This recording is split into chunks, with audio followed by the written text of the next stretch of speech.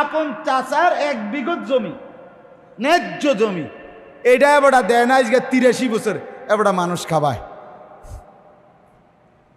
বুঝেন না? এবারটা ফার্মের মুরগা দিয়া মানুষ খাওয়ায়।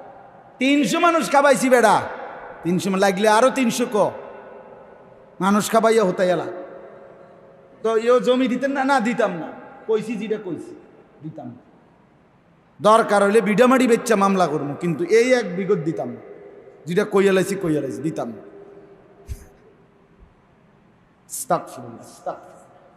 কত বড় জালেম!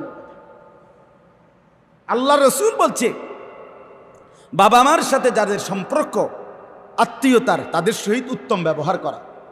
আর 5 নাম্বার কি? 5 নাম্বার ওয়া ইকরামু সাদিকিহিমা, বাবা মা যাদের সাথে বন্ধুত্ব রাখতেন, চলাফেরা করতেন, গ্রামের সমাজের ওই মানুষগুলোকে সম্মান করা। সম্মান করা, এই যে 5টা কাজ। এখন আপনি বলেন এখানে এই 5টার মধ্যে 4 দিনের খানাটা কত নম্বর? সেটা কর বলেন না কেন? এখন কথা কর না কেন? কথা বলেন না কেন? 4 দিনের খানাটা কত নম্বরে? 40 দিন পরে 41 দিনের খানাটা কত নম্বরে? হ্যাঁ, প্রতি বছর এই যেদিন মরা গেছে এই তারিখে ভাত খাবানিটা, এটা কত নম্বরে?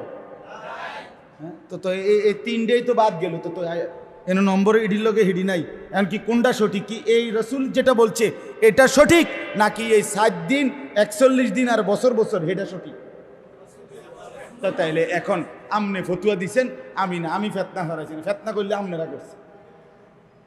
এই আমনেরা এখানে যারা শ্রোতা, এই গ্রামের যদি কেউ কিছু কয়, আশরাফ তুমি এগরে দেখাই দিবা, এগো সবাই ছবি উঠে লো যে ফেতনা করছে এই শ্রোতা, এগুলা ওরা বলছে, আমি বলি না, আমি রাসূলুল্লাহর হাদিস বলছি। এটাই বাস্তবতা, এটাই বাস্তব।